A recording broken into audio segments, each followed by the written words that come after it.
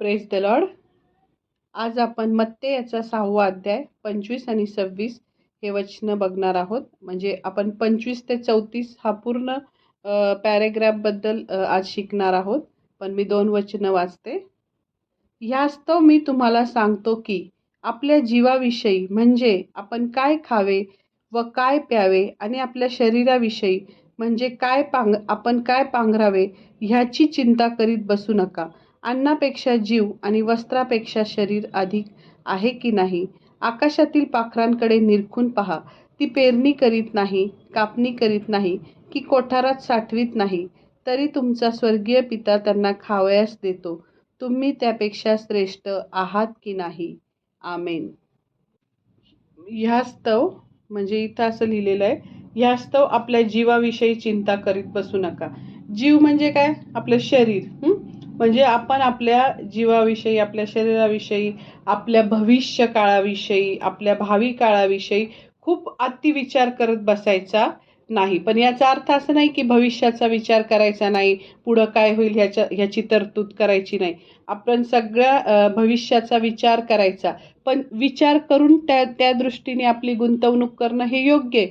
पण आपल्या भविष्याविषयी चिंता करायची नाही की आता कसं होईल, माझ्या मुलाला मोठा झाल्यावर नोकरी मिळेल का, मग चांगली बायको मिळेल का, मग माझी मुलं नीट शिकतील का, ह्या अशा चुकीच्या निरर्थक चिंता विनाकारण करायच्या नाही. म्हणजे आपण आपल्या भविष्य काळासाठी आपल्या मुलांना चांगलं शिक्षण मिळावं म्हणून लहानपणापासूनच त्यांची काही पॉलिसी काढून ठेवणं, त्यांच्यासाठी दर महिन्याला काही ठराविक रक्कम बँकेत टाकणं, की ते 12वी पास झाल्यावर कुठला कोर्स करतील त्यासाठी त्यांना त्यावेळेस पैसे मिळतील, अशी योजना करायची, भविष्याची तरतूद करायची. पण विनाकारण निरर्थक चिंता करत बसू नये, असं इथं देवाला सांगायचं आहे. म्हणजे इथं देवाला असं वाटतं की आपण आपल्या भविष्य काळाची योजना करायची. योजना करायची असं देवाने इथं सांगितलेलं आहे. आणि पण असा इथं चुकीचा अर्थ नाही करायचा की ह्या काही लोक चुकीचा वेगळा अर्थ, उलट अर्थ हे करतात. चिंता करू नका म्हणजे काय, आपण आपला उद्योगधंदा करायचं थांबवा असं देव, आणि देव आपल्याला घरात बसा, आराम करा आणि देव आपल्याला घरात बसून खायला देईल, असा ह्या वचनाचा अर्थ नाहीये. म्हणजे नुसतं हाताची घडी घालून निवांत बसायचं, घरात खायचं प्यायचं लोळायचं आणि देव आपल्याला खायला देईल, असा ह्या वचनाचा अर्थ नाही. म्हणजे इथं असा अर्थ आहे की देव जर पक्ष्यांना खाऊ घालतो, मग पक्ष्यांना शरीर कुणी दिलं बरं? देवाने दिलं. पण तरी पण त्या पक्ष्यांना पण असं नुसतं झाडावर ते एका जागी बसतात आणि मग त्यांना खायला मिळतं अशातली गोष्ट नाही. त्यांना दिवसभर वनवन फिरावं लागतं, कुठल्या झाडावर फळं आहेत शोधावं लागतं, कुठं त्यांना दाणे मिळतील, कुठं शेतामध्ये कणीस आहे ते बघतात, कुठं नाही का, म्हणजे धान्य, फळं, शेंगा, हे काय त्यांचं जे काही अन्न आहे ते त्यांना मिळण्यासाठी त्यांना शोध करावा लागतो आणि मग त्यांना त्यांचं पोट भरवावं लागतं. मग अशा प्रकारे जर देव पक्ष्यांना खायला घालतो, तर देव मनुष्यांना पण खायला घालील. मग त्यासाठी मनुष्यांनी पण इथं सांगितलंय की नाही का, मनुष्यांनी पण शेतात काय केलं पाहिजे, बी पेरलं पाहिजे. म्हणजे बी पेरायच्या आधी काय करतात, कडक जमीन असेल तर ती काय करतात, भुसभुशीत करतात, नांगरतात, मग ते शेतामध्ये बी पेरतात. मग त्याची मशागत करतात, त्याला पाणी देतात आणि मग ते बीपासून, पेरलेल्या बीपासून छोटंसं रोप तयार होतं. मग त्याचं काळजी घ्यावी लागते, पाणी द्यावं लागतं, खत द्यावं लागतं आणि असं सगळं भरपूर देखभाल करावी लागते. तिथं शेतात गवत, काटेरी झुडपं येतात किंवा काय पण तण येतं, ते सगळं उपटावं लागतं. सगळं व्यवस्थित काळजी घ्यावी लागते आणि मग कितीतरी दिवसांनी, 6 महिन्यांनी मग तिथं काय येतं, शेतीमध्ये पीक येतात, फळं येतात.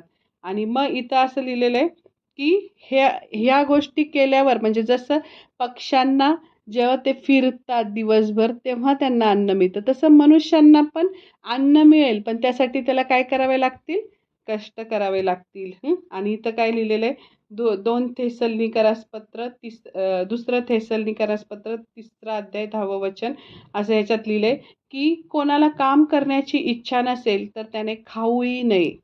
म्हणजे जर कुणाला असं वाटत असेल की मला काय कामच करायचं नाही, मला घरातच बसायचं, मग इथं लिहिलंय ज्याला काम करण्याची इच्छा नसेल त्याने खायचं पण नाही. जर तुला काम करायचं असेल तरच तू खायचं, असं इथं वचन आहे. पण इथं येशूने आपल्याला असं सांगितलंय, हे मी तुम्हाला समजून सांगते, की आपण चिंता करायची नाही. म्हणजे पुढच्या भविष्याच्या गोष्टी, म्हणजे कसं होईल, काय होईल, मग कधी ॲक्सिडेंट तर नाही होणार ना, कधी मुलं बाहेर गेले तर काय काय आयांना निरर्थक चुकीचे विचार येतात मनात. आजारी पडलं की माझा मुलगा मरणार का, माझ्या मुलाचा ॲक्सिडेंट तर नाही ना होणार, हे ते अशा चुकीच्या कुठल्याही गोष्टी ते विचार करतात आणि चिंता करतात. मग इथं काय सांगितलंय, येशूनी पण शिकवलंय आणि पौलानी पण हेच शिकवलंय. पौलानी फिलिप्पीकराच्या 4थ्या अध्यायात 6व्या वचनात असं लिहिलेलं आहे, कशाविषयी चिंताक्रांत होऊ नका, तर सर्व गोष्टींविषयी प्रार्थना विनंती करून आभार प्रदर्शनासह आपली मागणी देवाला कळवा. म्हणजे इथं काय सांगितलंय, की कशाविषयी कुठलीही मोठीत मोठी गोष्ट असू दे, त्याच्याविषयी चिंता करायची नाही, तर सर्व गोष्टींविषयी प्रार्थना करायची, विनंती करायची आणि त्या गोष्टीबद्दल आभार पण मानायचे, की हे संकट दिलं म्हणून आम्ही तुझे आभार पण मानतो. प्रदर्शनासह आपली मागणी देवाला कळवा, असं इथं पौलाने सांगितलेलं आहे. मग आता इथं आपल्याला वाटेल, की आपण चिंता का करू नये? कारण आपल्याला चिंता करण्याचं काही कारणच नाही. ते येशूने आपल्याला सांगितले, की जिथं जे देवाने आपल्याला हे जीवन दिलेलं आहे, जर संपूर्ण जीवन म्हणजे आपलं जे शरीर, जीव, आत्मा, शरीर जे आपलं जीवन आहे ते आपल्याला देवाने दिलेलं आहे. आणि मग जर देवाने एवढं सुंदर जीवन आपल्याला दिलेलं आहे, मग त्याच्याबरोबरच्या ह्या छोट्या मोठ्या गोष्टी, अन्न, वस्त्र, निवारा, ह्या काय छोट्या मोठ्या गोष्टी आहेत, तर त्या देव देणार नाही का? जर एवढं सुंदर, किती करोडोंचं आपलं जर आपली व्हॅल्यू काढली आपल्या शरीराची, तर करोडो नाही, मोजता येणार नाही एवढं अमूल्य असं शरीर आहे आपलं, जीव, आत्मा, शरीर. मग ते एवढं जर शरीर आपल्याला देवाने दिलंय, जीवन एवढं सुंदर दिलंय, मग त्याच्याबरोबर ह्या छोट्या छोट्या गोष्टी नाही देणार का देव आपल्याला? अन्न, वस्त्र, निवारा, शिक्षण, तर ते देव देणारच आहे. जर त्याने आपल्याला एवढं शरीर दिलंय, तर आपलं शरीर ते उपासमारीने मरण्यासाठी त्याने दिलंय का? मुळीच नाही. तर देव जर ह्या जीवनासारखी मोठी देणगी देतो, तर ह्या लहान सहान देणग्या, अन्न, वस्त्र, निवारा, ह्या देणारच तो. आणि देवाने अभिवचन दिलंय, की तुम्ही तुमच्या म्हणजे तुम्हाला ह्या सगळ्या गोष्टी काय करणार आहे, देणार आहे, असं सांगितलं. मग आता असं आहे, तर इथं 26व्या वचनात देव म्हणतो, आकाशातील पाखरांकडे निरखून पहा, ती पेरणी करीत नाही, कापणी करीत नाही, की कोठारात साठवीत नाही, तरी तुमचा स्वर्गीय पिता त्यांना खावयास देतो. तर तुम्ही त्यापेक्षा श्रेष्ठ आहात की नाही? म्हणजे इथं काय सांगितलेलं आहे, की पाखरांना जर देव देतो, तर पाखरांपेक्षा आपण काय आहोत? एकदम श्रेष्ठ आहोत, अधिक मौल्यवान आहोत. अजून एक मत्ते 10 आणि 31 मध्ये असं लिहिलेलं आहे. मत्ते 10:31 आपण वाचू. इथं लिहिलेलं आहे, म्हणून भिवू नका, पुष्कळ चिमण्यांपेक्षा तुमचे मोल अधिक आहे. म्हणजे इथं देवाचं असं आपल्याला सांगणं आहे, की पुष्कळ चिमण्यांपेक्षा आपलं मोल काय आहे? अधिक आहे. म्हणजे तो पाखरांना त्याने फक्त जीव आणि शरीर दिलेलं आहे, पण आपल्याला तर त्याने त्याचा आत्मा दिलाय. आपण त्याची मुलं आहोत. मग तो आपल्याला सर्व काही देणार आहे की नाही? मग इथं असंच देवाचं वचन असं सांगतं, की जर आता ह्या आध्यात्मिक देणग्यांविषयी देव सांगतो, की जर देवाने आपल्याला त्याचा स्वतःचा पुत्र प्रभू येशू ख्रिस्त हे त्याचं सर्वस्व देऊन टाकले. म्हणजे पुत्रा एवढं मौल्यवान काय असतं का? ज्या देवानी आपल्यासाठी त्याचा स्वतःचा एकुलता एक पुत्र दिला, ही सर्वात मोठी अमूल्य अशी देणगी त्याने दिली, तर तो आम्हाला इतर सर्व देणग्या, आशीर्वाद, आध्यात्मिक आशीर्वाद ह्या देऊ शकणार नाही का? देणार तो. जर त्याने आपल्याला सर्वस्व दिलं, त्याचं एकुलता एक पुत्र दिलाय, तर मग तो आपल्यासाठी ते हे देऊ शकणार नाही का? बघा, रोम 8:32 मध्ये हे वचन लिहिलेलं आहे. रोम 8:32 वाचू. ज्याने आपल्या स्वतःच्या पुत्रास राखून न ठेवता त्याला आपणा सर्वांकरता समर्पण केले, तो त्याच्याबरोबर आपल्याला सर्व काही कसे देणार नाही? म्हणजे मग तो आपल्याला देणारच. तो त्याबरोबर आपल्याला, त्याने जर आपल्याला जीवन दिलेलं आहे, तर त्याबरोबर आपल्याला तो सर्व काही देणार. मग इथं सांगितलंय, म्हणून चिंता विनाकारण करायची नाही. म्हणजे ते करणं म्हणजे निरर्थक चिंता करत बसू नये, असं इथं सांगितलं. कारण आपण चिंता करून आपलं एक क्षण सुद्धा आयुष्य वाढू शकत नाही. मी जर खूप टेन्शन घेऊन मी नुसतं विचार करत बसले, आता कसं होईल, काय होईल असं. मग त्याच्यामुळं उलट मी डिप्रेशनमध्ये जाईल, माझा बीपी वाढेल, माझे आजार वाढतील, मला जेवण जाणार नाही. बघा, जर चिंता असेल तर त्या दिवशी जेवण जात नाही. जिथं आपण एक चपाती खात असेल तिथं अर्धीच खातो. म्हणजे सगळे आजार लागून घेतं माणूस. आणि चिंता करून आपण आपलं आयुष्य एक सेकंद सुद्धा काय करू शकत नाही, वाढवू शकत नाही. किंवा कुणाला आपली उंची वाढवता येत नाही चिंता करून.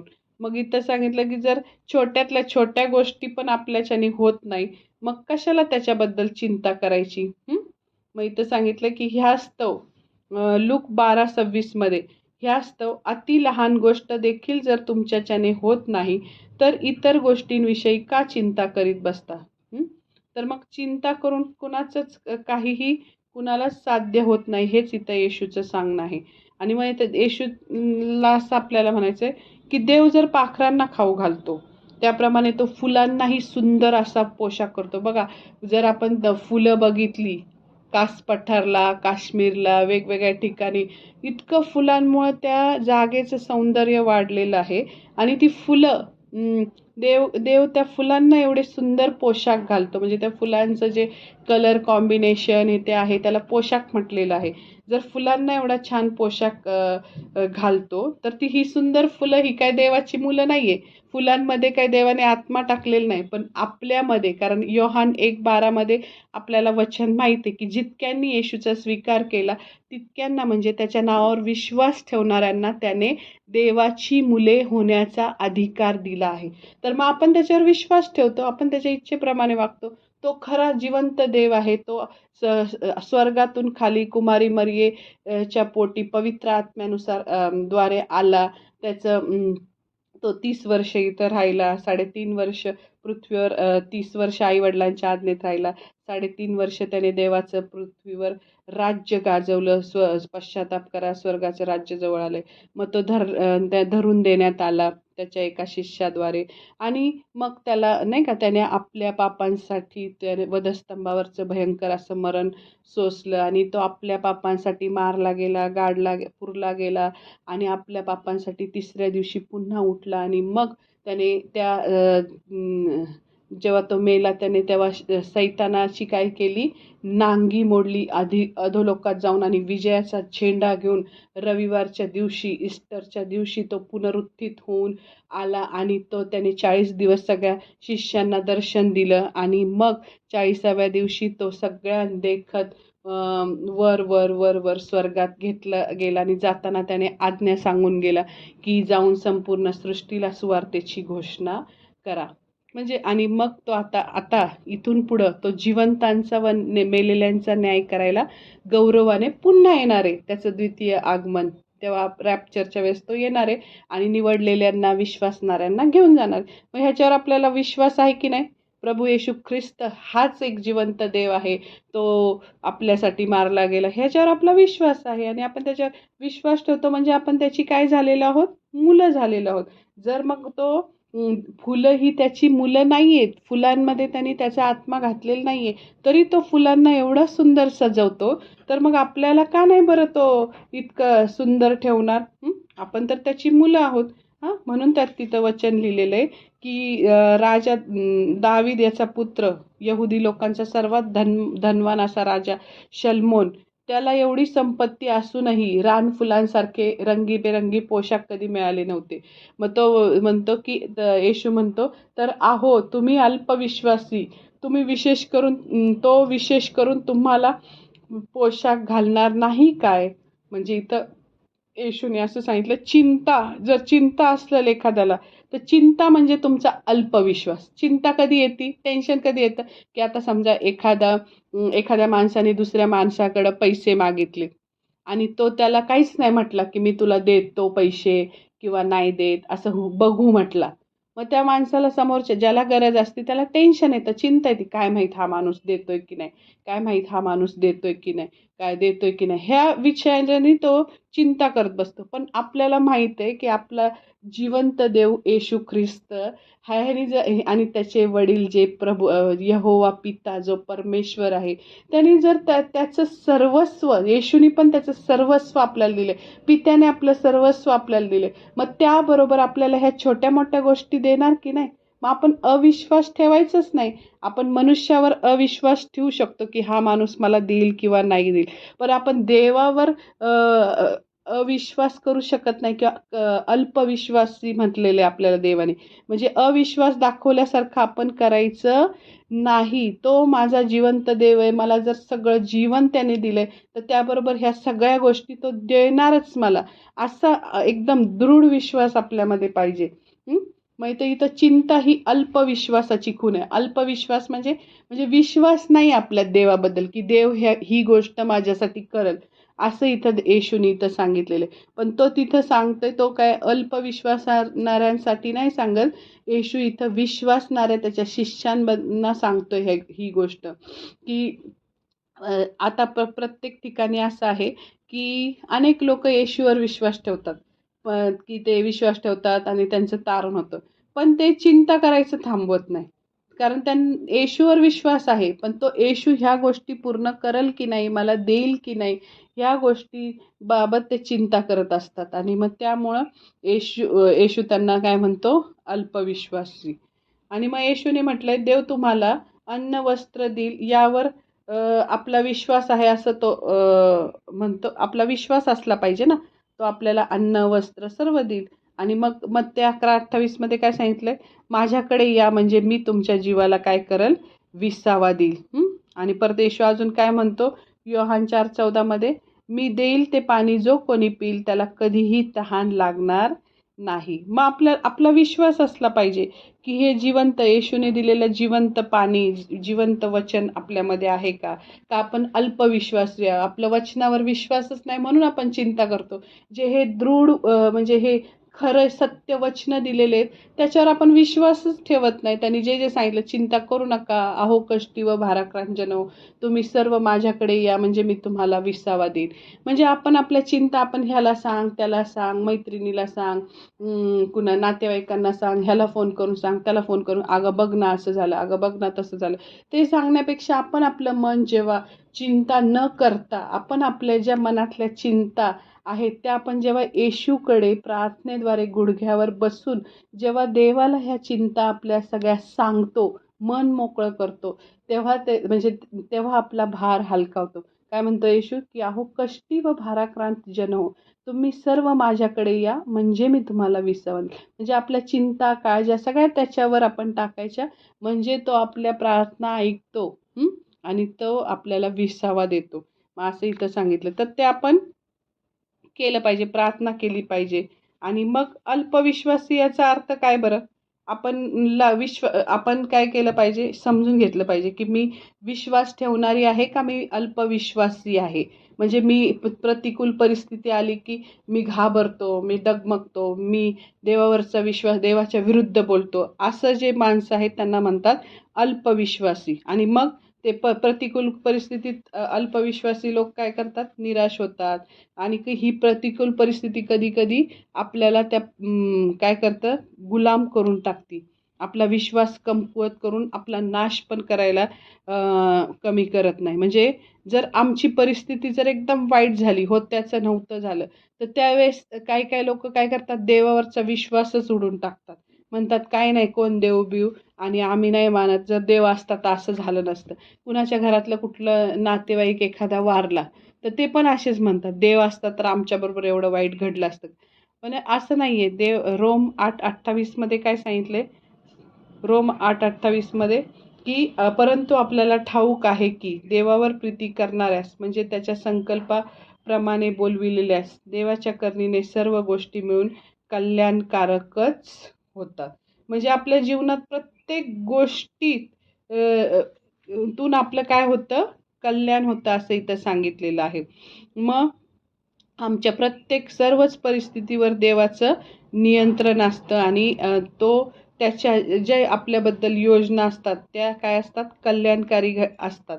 म्हणजे असं नाही की आपल्या जीवनात एकही वाईट गोष्ट घडणार नाही, असं नाही त्याचा अर्थ. आपला जर देवावर विश्वास असला तर आपण चिंता करणारच नाही. हं? मग एकदम थोडा जरी विश्वास असला आपला तर आपण म्हणजे आपण चिंता करणारच नाही. म्हणून आपण खूप आपला विश्वासाच्या बाबतीत आपण दृढ राहिलं पाहिजे.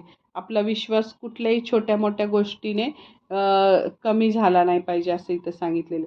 अजून काय सांगितलंय की ह्यास्तव काय खावे, काय प्यावे, काय पांघरावे असे म्हणत चिंता करीत बसू नका, कारण हे सर्व मिळवण्याची धडपड परराष्ट्रीय लोक करत असतात. आता परराष्ट्रीय म्हणजे सर्व प्रकारचे येशूवर विश्वास न ठेवणारे लोक. मग आता हे सर्व लोक, मग ते ते देव विश्वास न ठेवणाऱ्या लोकांचा प्रेमळ पिता नाहीये. म्हणजे जे विश्वास ठेवतात त्यांचाच तो प्रेमळ पिता आहे. आणि मग ते काय करतात, ते देवावर विसंबून राहत नाही. आता विश्वास ठेवणाऱ्यांना देव माहीत आहे, तो कसं कार्य करतो, तो जिवंत आहे, तो एकच खरा देव आहे हे माहिती आहे. पण जे विश्वास नाही ठेवत त्यांना देव माहीतच नाही. त्यामुळे ते काय करतात, ते देवावर अवलंबून राहत नाही कुठलंही. आपण जसं देवावर अवलंबून राहतो, देव माझ्या जीवनात ही गोष्ट नक्की करणार आहे असा आपण विश्वास धरतो, तसे अविश्वासणाऱ्या लोकांना देव माहिती नसल्यामुळे ते देवावर अवलंबून राहत नाही आणि त्यांचं लक्ष देवाऐवजी ते अन्न वस्त्राची चिंता करत बसतात. म्हणजे पुढच्या सगळ्या भविष्याची चिंता करत बसतात, कसं होईल, काय होईल. मग देव इथं सांगतो की तुम्ही परराष्ट्रीयांसारखे, परराष्ट्रीय लोक अन्न वस्त्र ह्या गोष्टी मिळवण्याची धडपड करतात, तसं तुम्ही धडपड करू नका. त्यांना त्यांच्या भविष्याची चिंता असती. ते कंटिन्यू त्याच गोष्टींची चिंता करतात, पैशाच्या मागं लागतात.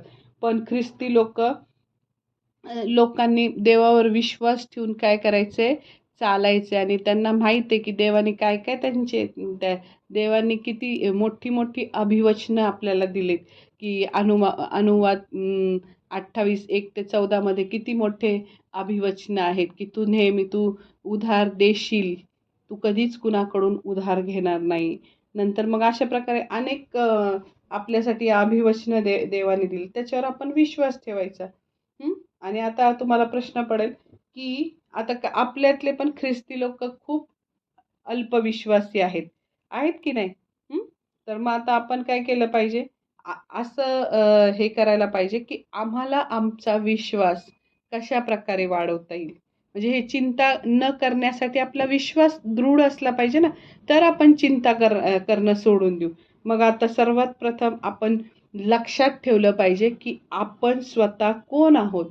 मग आपल्याला लक्षात आलं पाहिजे की मी एक देवाचा मुलगा आहे, मी एक देवाची मुलगी आहे. योहान 1:12 प्रमाणे जितक्यांनी येशूचा स्वीकार केला तितक्यांना, म्हणजे त्याच्या नावावर विश्वास ठेवणाऱ्यांना त्याने देवाची मुले होण्याचा अधिकार दिला. मग मी जर देवावर विश्वास ठेवते तर मी त्याची काय आहे, मुलगी आहे, मुलगा आहे, हे आपण नेहमी लक्षात ठेवायचं. आणि आपण जर आपल्या मुलांचं चांगलं करतो, कारण एक वचन आहे की आपण जर आपल्या मुलांचं नेहमी काय करतो, चांगलं करतो. आणि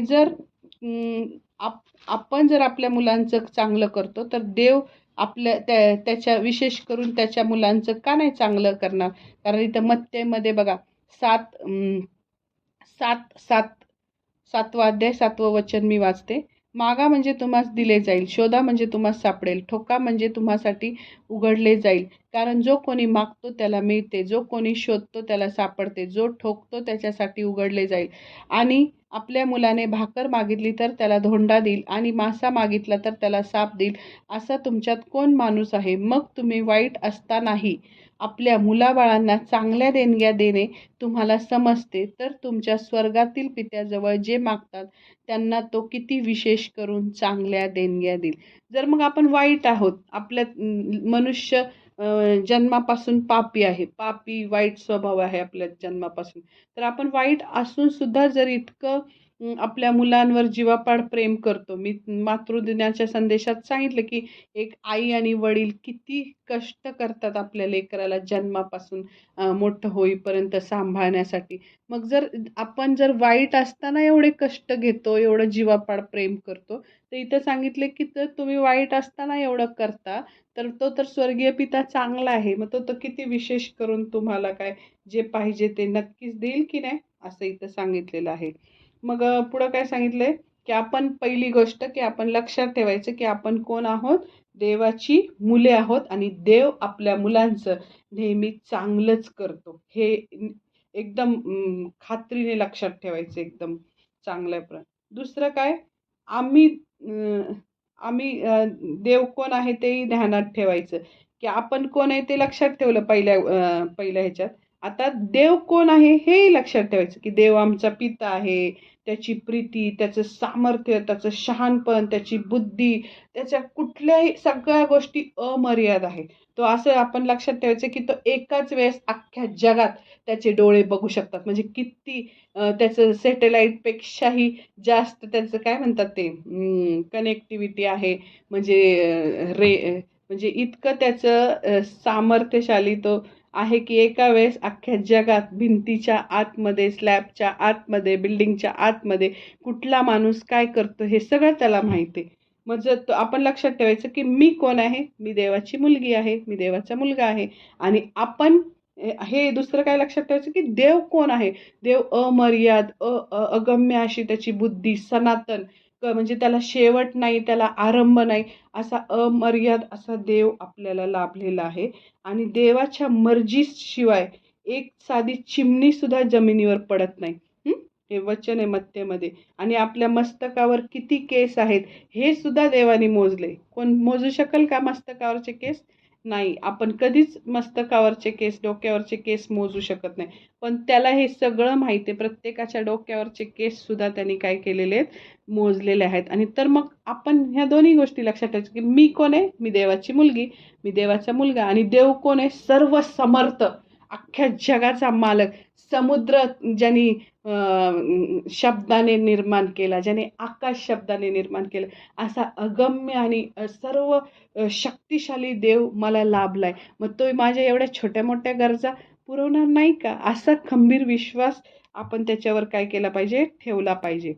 मग आता इथं मग तो आपल्याला ह्या बरोबर सगळ्या गोष्टी पुरवणारच, हे आपण विश्वास ठेवला पाहिजे. मग पुढचं असं लिहिलेलं आहे, येशूनी म्हटलं केवळ म्हणजे या जगातल्या नुसतं जगिक गोष्टी मिळवण्याची धडपड करणाऱ्या अविश्वासी लोकांसारखं तुम्ही होऊ नका. तर तुम्ही पहिलं काय करा? देवावर विश्वास ठेवा. मत्तेमध्ये त्यासाठी वचन आहे, की मत्ते 6:33 मध्ये, की पहिल्याने त्याचे राज्य व त्याचे नीतिमत्व मिळवण्यास झटा, म्हणजे याबरोबर म्हणजे त्याबरोबर याही सर्व गोष्टी तुम्हाला मिळतील. मागच्याच वेळेस सांगितले, की याही म्हणजे ह्या छोट्या मोठ्या सगळ्या गोष्टी, अन्न, वस्त्र, निवारा, शिक्षण, चांगले मार्क, चांगली बायको, जे काही आहे ते सगळं आपल्याला, जर आपण पहिल्यांदा त्याचं नीतिमत्व मिळवण्यास झटलो तर ह्या सर्व गोष्टी आपल्याला मिळतील. आणि विश्वासा वाचून त्याला संतोषणे अशक्य आहे. मग इथं वचन असं लिहिलेलं आहे इब्री 11:6 मध्ये, विश्वासा वाचून त्याला संतोषविणे अशक्य आहे. कारण देवाजवळ जाणाऱ्याने असा विश्वास ठेवला पाहिजे, की तो आहे आणि त्याचा शोध झटून करणाऱ्यांना तो प्रतिफळ देणारा आहे. मग तो आहे. आपला विश्वास असा दृढ पाहिजे, की येशू आहे, देव आहे आणि त्याचा शोध झटून करणार म्हणजे बायबल वाचणार, त्याच्या वचनांवर विश्वास ठेवणार, चांगलं वागणार, नीतीची कृत्य करणार. ह्या सगळ्या गोष्टींनी आपल्या देवावरचा विश्वास वाढत जातो. सत्कृत्य करायचे, देवाच्या आज्ञा पाळायच्या, आणि तो आहे आणि तो मला प्रतिफळ देणार आहे. हा विश्वास जेव्हा आपण ठेवू तेव्हा तो काय करतो? आपले सगळ्या अडचणी काय करतो? सॉल्व्ह करतो. परत यिर्मया 29:11-13 मध्ये पण तेच वचन लिहिलेले, तुम्हाविषयी माझ्या मनात जे संकल्प आहेत ते मी जाणतो. ते संकल्प हिताचे आहेत, अनिष्टाचे नाही. ते तुम्हास तुमच्या भावी सुस्थितीची आशा देणारे आहे. तेव्हा तुम्ही माझा धावा कराल, तुम्ही माझा शोध घ्याल, तुम्ही मला शरण याल आणि पूर्ण जीवे भावे माझ्या शोधास लागाल, तेव्हा मी तुम्हास पावेन. म्हणजे आपण किती आस्थेने देवाचा शोध करतो याकडे आपलं लक्ष लावायला पाहिजे. आपण सर्व गोष्टीकडे दुर्लक्ष करायचं आणि पहिलं देवाचा शोध करायचा. आपण काय करतो? सगळ्या गोष्टीकडे जास्त लक्ष देतो आणि देवाचं वचन वाचायला लागलं की आपल्याला झोप येते. आपण मोबाईल बघतो, आपण टीव्ही बघतो, आपण इकडच्या तिकडच्या फोनवर गप्पा मारतो, खातो, पितो, सगळ्याच आनंदाच्या गोष्टी करतो. पण जेव्हा देवाचं वचन वाचायला येतं तेव्हा मग दुर्लक्ष करतो. असं जाऊ दे वाटतं, वचन वाचूशी वाटत नाही, झोप यायला लागती, जांभळा येतात, असं होतं. मग इथं आपण तसं करायचं नाही. आपण इतर सर्व गोष्टीकडे दुर्लक्ष करून देवाचा शोध जेव्हा करतो, आपल्या स्वर्गातील संपत्तीचा आपण विचार करतो, त्या गोष्टीकडं आपण मन लावतो, हं? तेव्हा आपल्याला ह्या सर्व गोष्टी आपल्या जीवनात नक्की देव पूर्ण करणार. मग इथं काय लिहिलंय, कलसई करा पत्र 3 अध्याय 2 वचन, वरील गोष्टींकडे मन लावा, पृथ्वीवरील गोष्टीकडे मन लावू नका. म्हणजे आपण देवाच्या वचनासाठी भुकेलं आणि तहानेलं झालं पाहिजे. म्हणजे असं आपल्याला रुखरुख लागली पाहिजे, की आज मी वचन नाही वाचलं, आज मी जे काही देवाला कमिटमेंट केलंय की मी तुझी एवढी स्तुती आराधना करल, मी तुझं एवढे 5 अध्याय वाचल किंवा 10 अध्याय वाचल, आणि मी तुझी प्रार्थना करल, मी नाही का तुला शोधल, ह्या गोष्टी मी आज केल्या नाही तर आपण म्हणजे आपल्या मनाला त्रास व्हायला पाहिजे, की मी नाही करू शकले देवा, मला क्षमा कर. आणि म्हणजे भुकेलं आणि तहानेलं होऊन त्याच्याकडे जायला पाहिजे आणि देवाचं नीतिमत्व त्याचा शोध करायला पाहिजे, की तो कसा आहे. आणि जर मग आपण ते केलं नाही तर मग हळूहळू आपला विश्वास कमी होतो. आपण प्रार्थनाच नाही केली, आपण वचनच नाही वाचलं, आपण त्याच्या स्तुती आराधना नाही केली, त्याच्या चर्चला नाही गेलो, तर आपण हळूहळू काय होतो, आपला विश्वास कमी कमी होत जातो. कारण देवाचं वचन काय सांगतं, की देवाजवळ या म्हणजे तो तुम्हाजवळ येईल. याकोब 4:8 मध्ये असं लिहिलंय. म्हणजे पहिल्याने कृती कुणी करायची? आपण स्वतः करायची. आपण जर देवाजवळ गेलो तर देव आपल्याजवळ येईल. म्हणजे एक पाऊल आपण जर देवामध्ये पुढं टाकलं तर आपल्या घरातले सगळे जे ज्यापूर्वी आपल्या घरामध्ये खूप त्रास होत भांडणं होत असतील सारख्यानं, आता आपण काही झालो, नवीनच देवात आलो, प्रार्थना करायला लागलो, वचन वाचायला लागलो, तर आपल्या घरातले क्लेश संपतील. मग पुढं अजून एक म्हणजे देव आपल्या जवळ येतो. एक पाऊल टाकलं, देवाने क्लेश संपवले. दुसरं अजून एक पाऊल आपण नाही का स्तुती आराधना करायला लागलो, सगळे सैतानाचे बंधनं गेले निघून. मग अजून तिसरं पाऊल आपण देवाजवळ टाकलं, की मी घोषणा करायला लागले, देवाची इच्छेने नीतीने वागायला लागले, दशमांश द्यायला लागले. अशा ज्या गोष्टी केल्या तर माझ्या घरात जर कुणी अविश्वासणारं असेल, त्यांना ज्यांचं तारण झालं नसेल, त्यांचं तारण होईल आणि देव अजून एक एक पाऊल जवळ येईल. म्हणजे मी पहिलं पाऊल टाकलं देवाच्या जवळ यायचं, देवाने पहिले प्रॉब्लेम सॉल्व्ह केले घरातले. दुसरं टाकलं, दुसरे प्रॉब्लेम सॉल्व्ह केले. तिसरं पाऊल टाकलं, तिसरे प्रॉब्लेम. म्हणजे असं करत करत आपण देवाच्या जवळ येतो, देव आपल्या जवळ येतो. आणि देव जवळ आला म्हणजे काय, हे सगळे प्रॉब्लेम आपले जगातले नाहीसे होतात. आपल्याला सुखी सुंदर जीवन देव आपल्याला देतो. मग आता इथं ह्यामुळं आपण काय करायचं, चिंता करायचं नाही. पहिल्यांदा देवाचा शोध करायचा.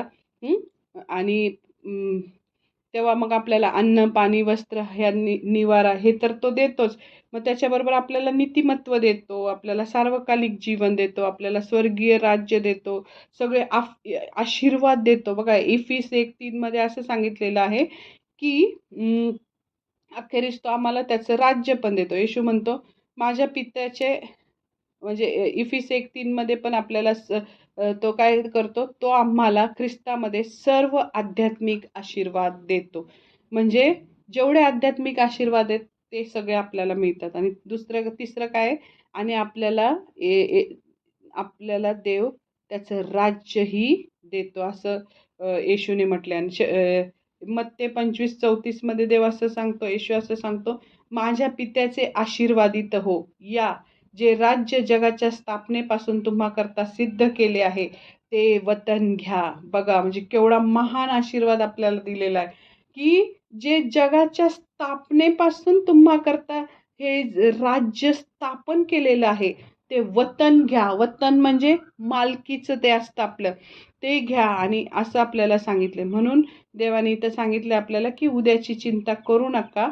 आणि आपण जर पहिला देवाचा शोध केला तर त्याने आपल्या गरजा भागवायचं पण अभिवचन दिलेलं आहे. म्हणजे ते कुठलं अभिवचन आहे बघा, मी सांगते. फिलिप्पीकरास पत्र 4 अध्याय 19 वचन, माझा देव आपल्या संपत्तीनं रूप तुमची सर्व गरज ख्रिस्त येशूच्या ठाई गौरवाच्या द्वारे पुरवेल.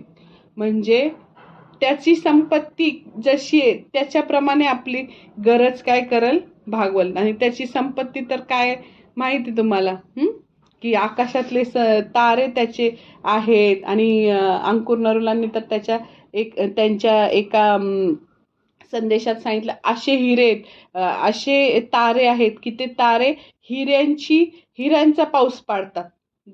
म्हणजे एवढे तारे ते हिऱ्यांचे, त्याची करोडोंनी किंमत आहे एकेका हिऱ्याची. असे तारे परमेश्वराने बनवलेले आहेत.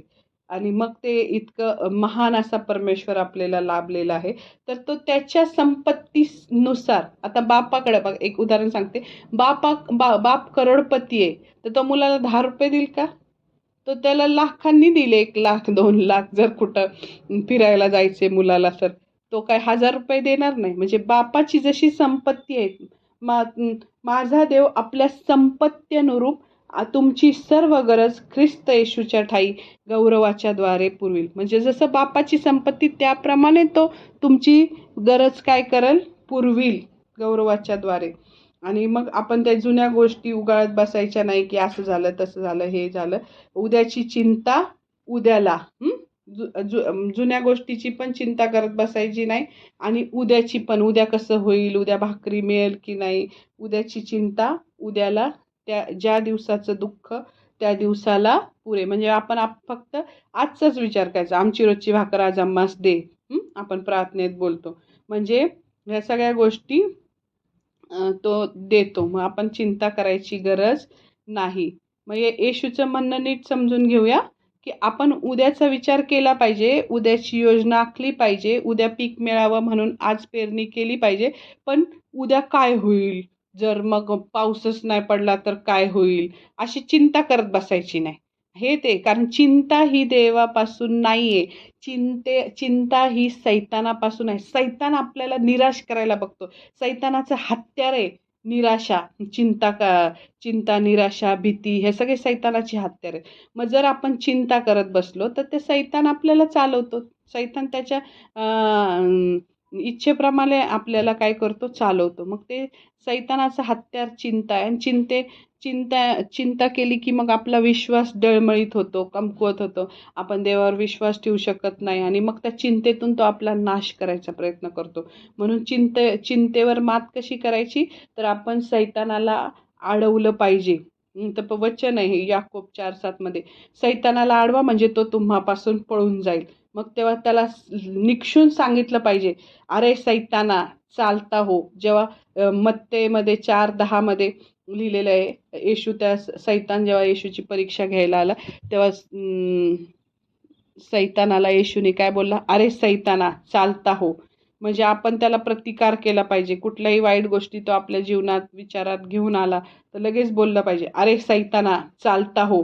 मी देवाचं लेकरू आहे, देवाचा आत्मा माझ्यामध्ये राहतो, आणि मी तुझ्या कुठल्याही निराशेला बळी पडणार नाही. आणि अजून एक वचन आहे 1 पेत्र 5:7 मध्ये, त्याच्यावर तुम्ही आपली सर्व चिंता टाका, कारण तो तुमची काळजी घेतो. म्हणून कधीही चिंता करायची नाही. आणि अजून एक वचन आहे स्तोत्र 37:25 मध्ये, की मी तरुण होतो आणि आता म्हातारा झालो, तरी नीतिमान निराश्रित झालेला किंवा त्याची संतती भिकेस लागलेली मी पाहिली नाही. म्हणजे जर आपण देवावर खंबीर विश्वास ठेवला, त्याच्या इच्छेप्रमाणे वागलो, नीतीने वागलो, तर इथं काय अभिवचन आपल्याला, की तो तरुण होता आणि म्हातारा झाला, तेवढ्या वर्षात त्यांनी बघितलं की मी नीतिमान निराश्रित झालेला. निराश्रित म्हणजे ज्याला घर नाही, नीतिमान वन फिरतोय, असं मी कधीच बघितलं नाही. की नीतिमानाला घर नाहीये, रस्त्यावर झोपलाय, किंवा असं मी एवढ्या 60 वर्षाच्या काळात, 70 वर्षाच्या काळात मी असं बघितलं नाही की नीतिमान निराश्रित झालेला आहे, किंवा त्याची संतती भीक मागती, म्हणजे त्याची मुलं भिका मागतायत, त्यांना खायला नाही, कपडे नाही, असं कधीच पाहिलं नाही. असं ते स्तोत्रकर्ता तिथं सांगते. म्हणजे इथं नीतिमानांसाठी काय अभिवचन आहे, की त्यांचं चांगलंच होणार आहे. त्यांची संतती कधीही भीक मागणार नाही, असं इथं सांगितलेलं आहे. आणि मग आपल्याला हेच एक गोष्ट लक्षात ठेवायची, मत्ते 6:33 प्रमाणे, पहिल्याने तुम्ही त्याचे राज्य व त्याचं नीतिमत्व मिळवण्याचा शोध करा, म्हणजे याबरोबर याही सर्व गोष्टी तुम्हाला मिळतील. आणि देवाची अगणित संपत्ती आहे, त्याला एंड नाहीये. ती सगळी संपत्ती आपलीच आहे. आणि की असं स्वर्गीय संपत्ती पण तो आपल्याला देणार आहे. म्हणजे इकडची तर इकडची तर पण मिळणार आपल्याला, आणि स्वर्गीय संपत्ती जी अजून आता आपल्याला बघायची तिथं गेल्यावर अद्भुत अशी स्वर्गीय संपत्ती, सोन्याच्या रस्त्यावर आपण चालणार, ह्या सगळ्या गोष्टी आपल्याला बघायच्या आहेत. आणि ती संपत्तीसुद्धा आपल्याला काय होणार आहे, देव देणार आहे. देवाला धन्यवाद. थँक्यू. God bless you.